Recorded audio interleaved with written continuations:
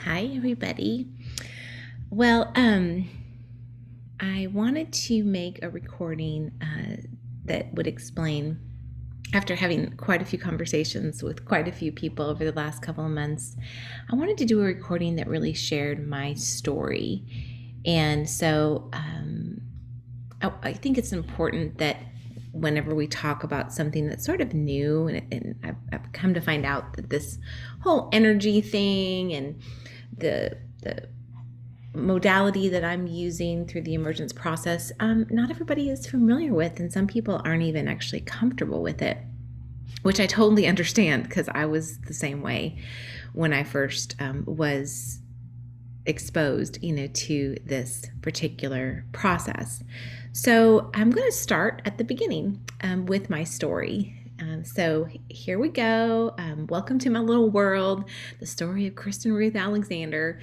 And I'm going to start really when I was a 5-year-old child. So I've always been a spiritual person. I grew up in Wisconsin, and we had a forest in our backyard, and I remember spending most of my days in that forest. I grew up in a fantastic Christian home, lots of love, singing, playing at the piano. I mean, we really just had so much fun. And at the center of it all actually was God, which I feel really fortunate about. We just had so much fun, everything surrounding all things having to do with God and church and a great community. And my family just very giving and supportive and generous. So that's really how I grew up. And I vividly remember being 5 years old. I'm the youngest of 3 kids and the baby of the family.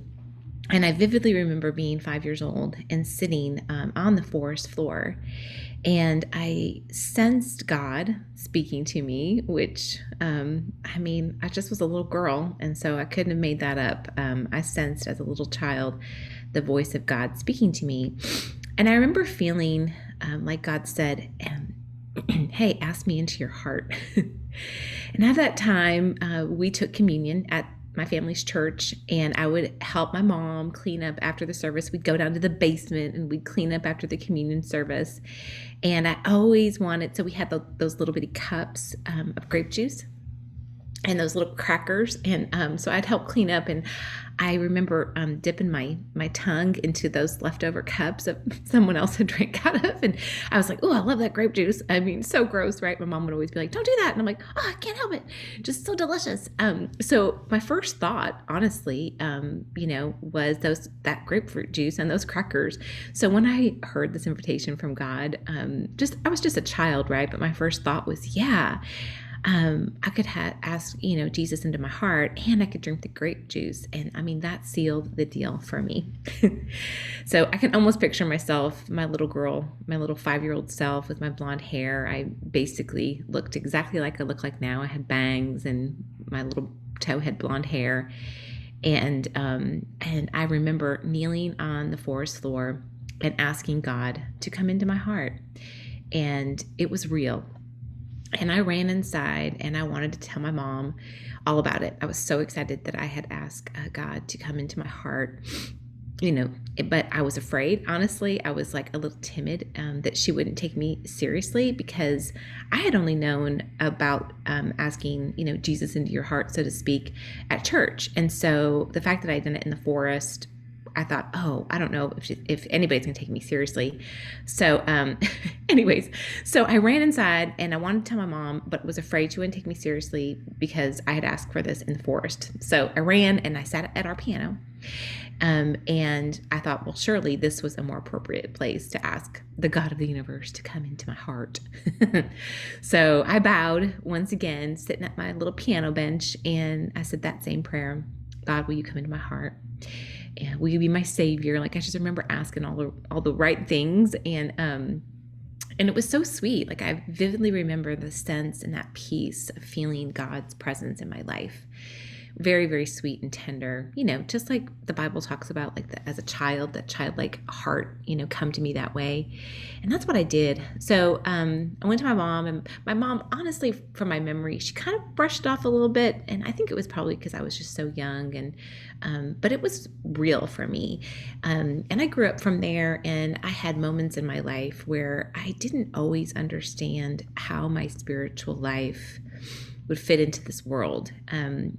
And it really comes back to, for me, the fact that it was a real personal experience for me. It was a little bit different. I was a child of the forest. I loved animals. I loved picking up all the little things in the forest and making little stews, and what I pictured being like a little brew in my mom's she had a bird bath, and I loved putting things in there for the birds. And so I just really had this connection to nature and just loved it so much. And so, but I wasn't always sure like how it would fit into my life. So my grandfather was a pastor, a preacher, traveled the world, and was the head of a mission board. So I didn't know exactly how to use my love for God, but I felt really called to do it. So outside of being a light to my coworkers, I wasn't really sure how I would incorporate my faith into my real life. So I would say that that I truly have lived my life, for the most part, in service to this commitment that I made with God, and this relationship that I had or have with God. This great love that has been with me every single step of the way. Some people call it their higher power. I'm super comfortable with calling God my higher power. Some people call it the creator, divine intelligence, divine love. For me, it's just God. It's just God, the creator of the universe. But this did not keep me from some pretty significant hardships and trauma. So this really showed up for me a lot in my life. And I can kind of pinpoint, I'm not going to get into it on this particular episode, but I can pinpoint maybe to some of the reasons why I had the trauma and had some hardships in my life. But I would say that for the most part, I had a really good childhood, and I was fortunate enough to marry the love of my life at a pretty young age. And we had 4 pregnancies, and I birthed 2 children, my daughter Emma and my son Josh. They are for sure my greatest creation, those 2 kiddos. And as much as I loved my husband, we had some pretty challenging times. Much of the issues tied back to use of alcohol, definitely my inability to know how to cope and with the use of alcohol in my life and in our family. And anybody that knows anything about alcoholism or anything like that, you'll know that it's pretty devastating. It can have real devastating effects if you don't know what you're dealing with. And that was my case. I did not know how to deal with it. And unfortunately, this led to a divorce. And it was very sad and heartbreaking. So after this, my life continued to have tremendous stress. I was, a single mom.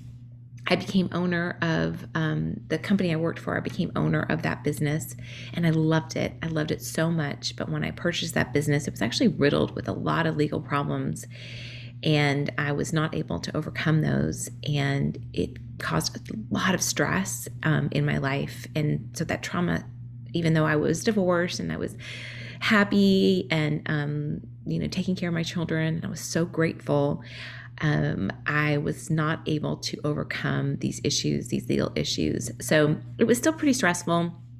And I had a really great doctor at the time, and she was really helping me sort through those things. And I actually had a counselor, and I really began to explore more holistic solutions to my life. I started to run more. I was always, I'd been running for a while, but I started to run more, and I started to do yoga, and I started to go to a spiritual 12-step program. And all those things really, really helped me. They definitely did. But again, still lots of trauma and stress in my life. So And then eventually, I did fall in love again, and with this new found partner, I thought, oh, like I have arrived. Like everything is going to be perfect from here on out. We ended up combining our homes after 3 years of dating. And I mean, I really thought I was going to be able to create paradise. Once again, thinking I could control my environment and all those things, but that trauma, that all the baggage was still there in my life, and I didn't realize that I was still carrying so much hurt and trauma from the years of living with an alcoholic, and for me, and not giving myself the care that I needed. But God was so good to me. I ended up that company switched ownerships, and I ended up landing a job that, I mean, I freaking loved this job, and it set me on a path of what I really assumed would be a lifetime of success and ease. I spent the next 3 years raising my children, working really hard, and just really trying to enjoy my life. But underneath it all, I still had all that stacked up trauma. And I didn't realize it at the time, but I had some programming, what's called programming, running through my mind and through my body, that little by little really did sabotage my life big time. So I ended up losing that job that I loved, and that led me into a place, I mean, I was brokenhearted over it, but it did lead me to a real place of self-reliance, like a journey towards self-reliance. And it worked great. I made quite a bit of money in that next phase of my life, which was important to me because I wanted to be able to take care of myself. Even though I had a great partner, it was really important to me that I was able to take care of myself. I theoretically was living my dream, but there was this black cloud in my life. And looking back now, I see that it was all of my suppressed emotions, but I didn't know it at the time. So a little bit more on that in a minute. But the one thing after another led to a real fateful day that I won't go into all the details on this particular episode, but let's just say everything that was precious in my life fell. Just like I had this beautiful crystal palace that I had built, and just in one fell swoop, it shattered to the ground and it splattered everywhere. Everything that was precious to me, everything that I had built, it just shattered, and leaving me very alone, very desperate for answers.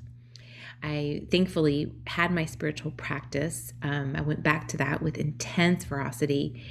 And through this dedication, I began to uncover, with the help of a mentor, my sponsor in my program, and I got into some pretty intense counseling as well with myself and my family, and through that, I was able to begin to uncover that I had been stuffing so much pain, a lot of hurt, a lot of denial.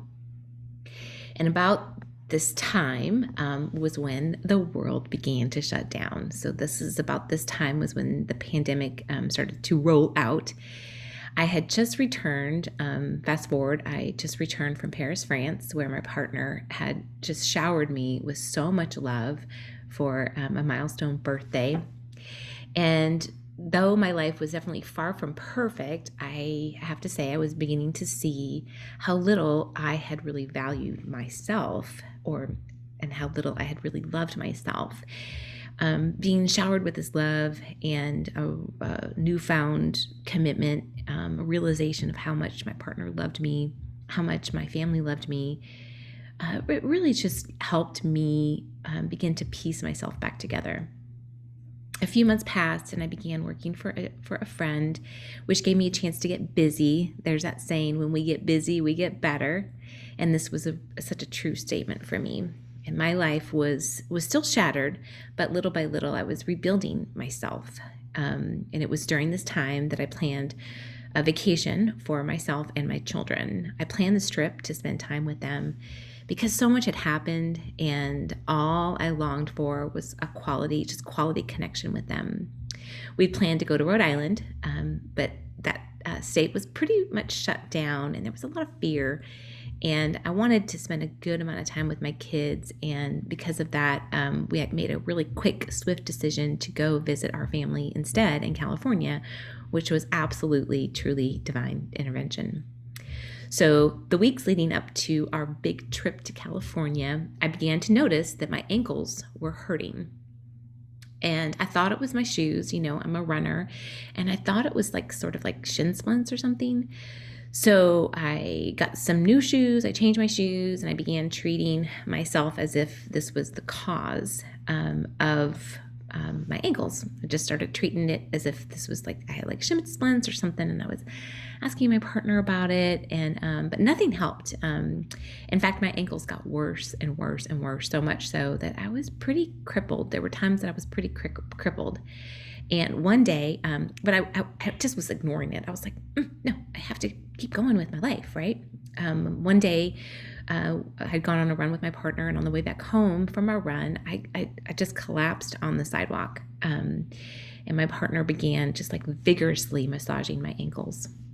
And I just burst into tears, not knowing what was happening to my body. And it helped. His massaging helped. It helped me, and I was able to make it home.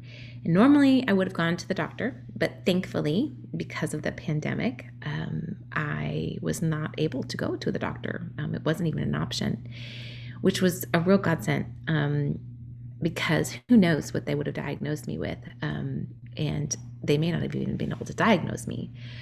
So, but I was left with wondering what this was, and it was sporadic, I would say, and so it's really perplexing. It would just hit me in waves. So I went on this family vacation to California, and we just had an incredible time. My ankles would flare up, but if I put them, we would go for a hike, and if I put my feet in that ice cold river water, it would ease up. I was scared to go on a run by myself, so I stayed close to the kids and my family. We went and bought all kinds of creams and over-the-counter pain medicine. Nothing worked except for that occasional dip in that ice-cold water of Northern California. Or sometimes I would make a foot basin, and that would help with the ice, which I didn't know at the time, but it was actually shocking my system, which gave me relief from that pain. But I didn't know that. So I just continued to grin, and I just bore it because I didn't want to take away from my special time that we were having there. My daughter got engaged on that trip. My son turned 18, there's just so many reasons to celebrate, and it was just a beautiful time. And it was exactly what we needed as a family. But still, there was something deeply, deeply, deeply wrong with me, you guys. And I didn't know what it was. It's so sad because there was just this deep, deep sadness inside of me. So I came home back to Texas, and the world was still in lockdown, right? And I was just trying to ignore my pain, and I continued on my spiritual recovery, and was making a lot of strides with that. And I was uncovering many past hurts and my inability to process emotions. So I started to realize that. And I was like, what are emotions? I literally had to just Google a list of emotions. I remember my counselor was like, so how are you feeling? And I would say, and she's like, that's not an emotion. And I'm like, what's an emotion? And so I was so out of touch what that was. And so that's really where I was at. I literally had to Google to get a list of emotions, which I don't know if any of you guys have done that. Do it, because if you don't know what emotion is, Google it and get yourself a list. Maybe I'll try to include one. But, it's a fear and sadness and happiness and all those things, but I couldn't even put my finger on how I was actually emotionally feeling. So my ankles I was just in so much pain, a lot of turmoil internal, and still felt so stuck. And I cried out for help. I was just asking God, all the universe, my angels, everything to guide me to my answer. And then one evening, my answer came. One of my best friends reached out to me inviting me to listen to a practitioner that was using what we now know, a modality that releases suppressed emotions and allows our body to heal. So we didn't have those words at the time. She was like, I don't know what he does. It's like all woo-woo, but it works. And I think you'd be interested. So I immediately knew that I had to be there. So I committed to attending, and I left work that day and I headed to the location, and I brought a little journal and found a seat. The practitioner began his presentation and was talking about the brain, which this usually would be like super boring to me. But he was talking about the brain and how there's two parts. There's multiple parts to the brain, but he was specifically talking about our conscious and our non-conscious. So he drew this picture of the brain and how it takes in information, images, and emotions. And he walked us through what happens when the brain perceives danger. And in this story, the danger was a bear. So bit by bit, he walked us through how when our brain perceives danger, it moves us into fight or flight. Everybody knows that, right? And so it moves into fight or flight. The first thing that goes is your digestion, your ability to think, and all of our blood rushes to our hands or our limbs because it's a fight or flight to survive. And that's what we're meant to do. We were made to survive, to have, so let's say like the bear comes in and we run and we escape and we're safe, and then we escape from the bear, we survive, our system calms down, and then everything in the world is right again. And that's how it's supposed to work. But nowadays, it doesn't.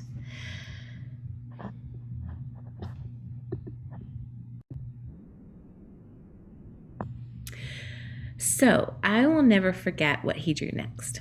He drew a tiny line at the front of the brain drawing and explained that when our brain doesn't calm down, when we perceive the threat is still there, even though it's not, part of our non-conscious mind thinks that it is.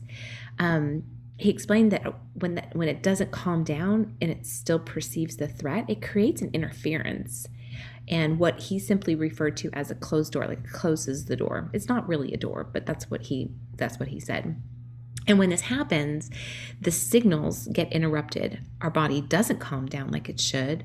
We aren't able to appropriately process our emotions, and our systems get jammed up.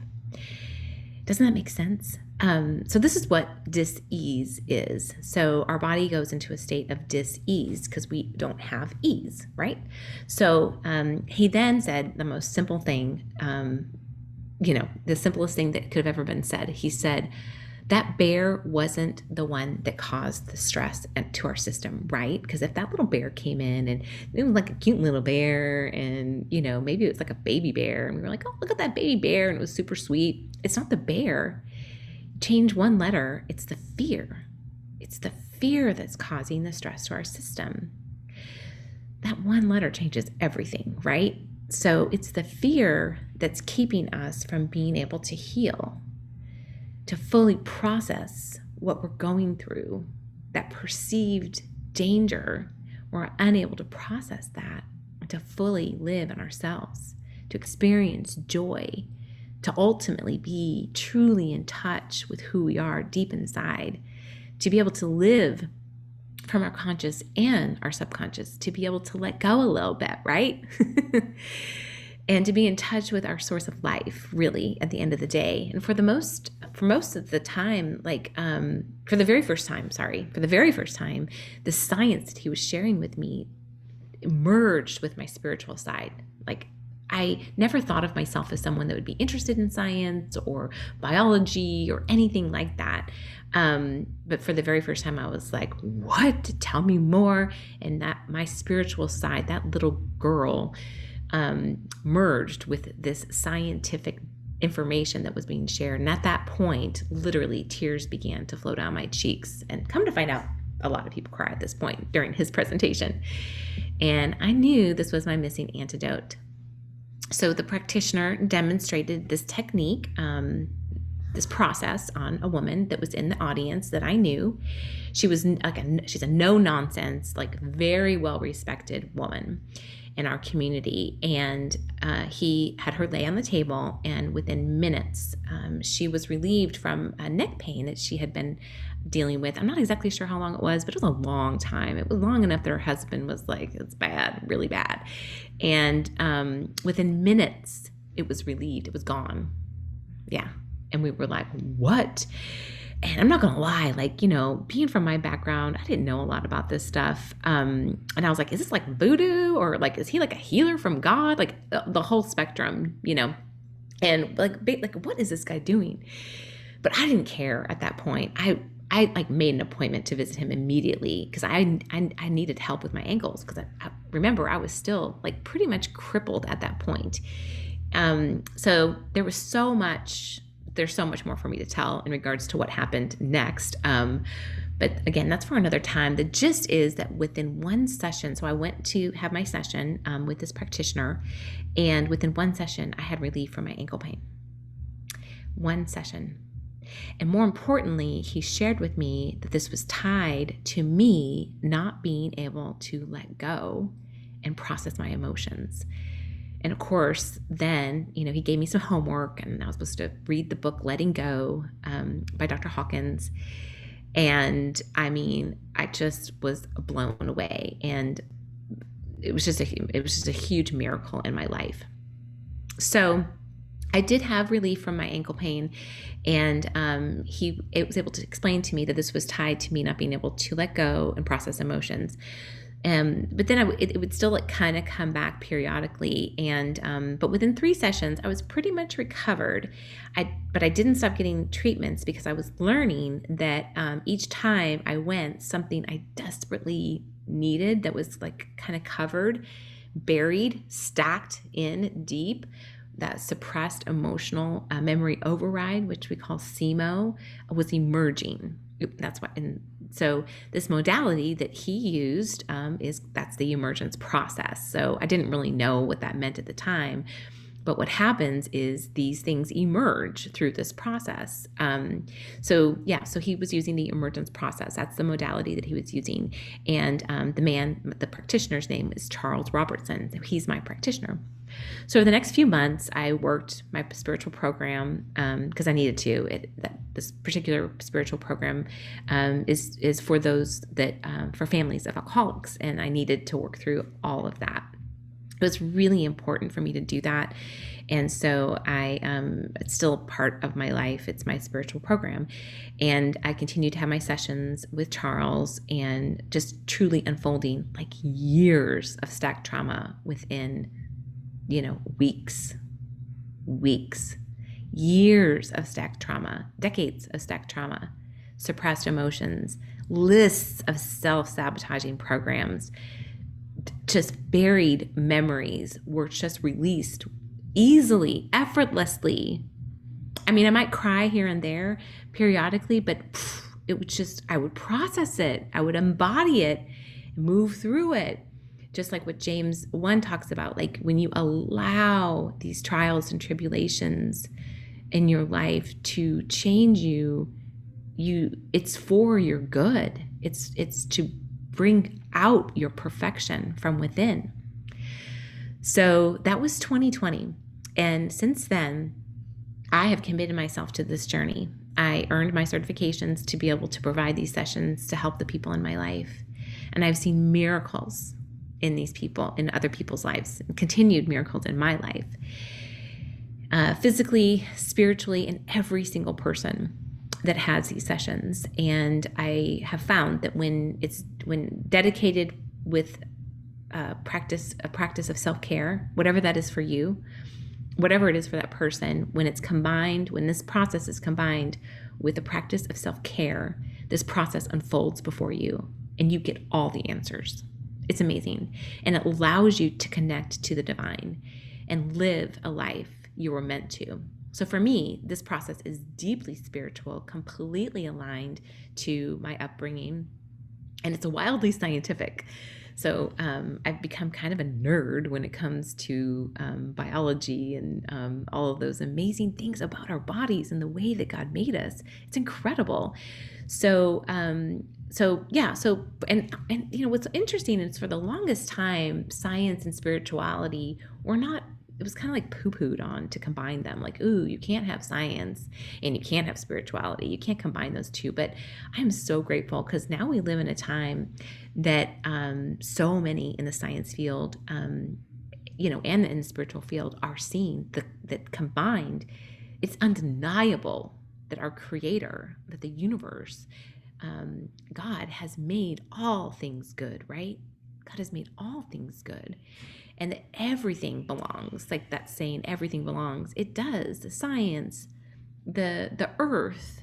I mean, like when people say like crystals are new age, no, they aren't. It's when when you make them your idols, but God made them. Everything about the earth is so precious, and all of that is good when used for good, right?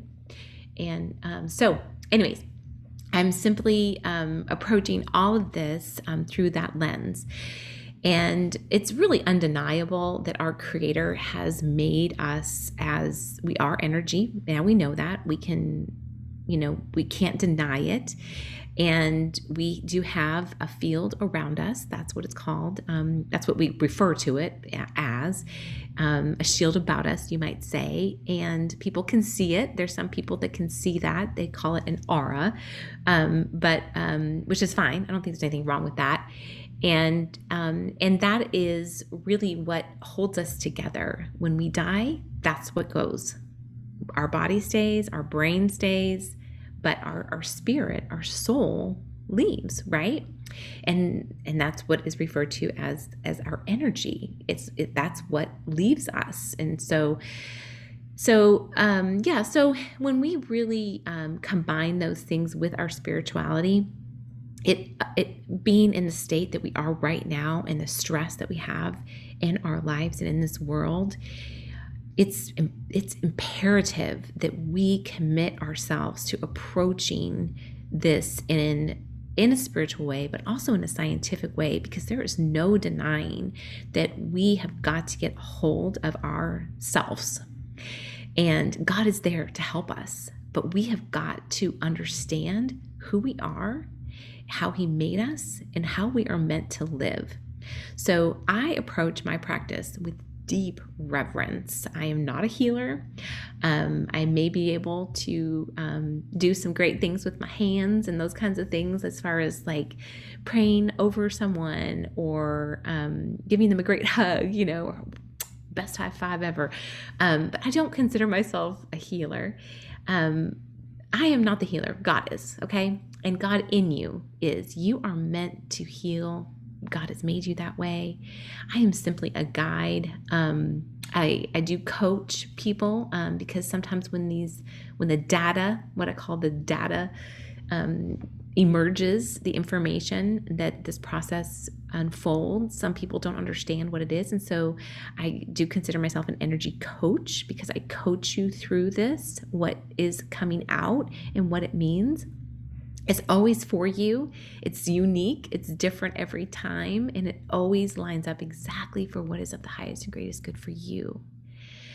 So, so I am simply a guide, a coach. And when necessary, I am able to help guide you to maybe some good self-care practices. I'm definitely a participant in this journey with all of you to this world becoming a kinder, more loving place. Because ultimately, when we come in contact with this divine, we realize that this is within us. We come home.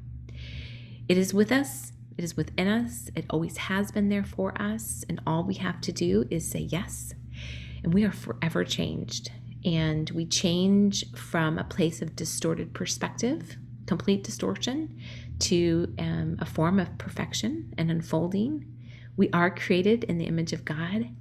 And we really do get to come home to ourselves. Even if you don't believe in God, that's okay. You can believe in a higher power. You can believe whatever you want. It absolutely doesn't matter to me. All I care about is connecting people back to the source that is within them, their divine intelligence, the divine love that is within every single one of us. And because it allows you then to relax and sit in the seat of your soul. And from this place, we truly begin to live. So I hope this story of my shortened, condensed version of my story somehow explains a little bit about what I do and what got me here. And I'm just super honored and humbled to be a participant in this process. Being able to be a practitioner of the emergence process is such an honor in my life, and I've been so honored to share this with so many people. So with that, I will close. As always, if you ever have any questions, want to book some time with me or spend some time with me, please reach out. I love y'all so much.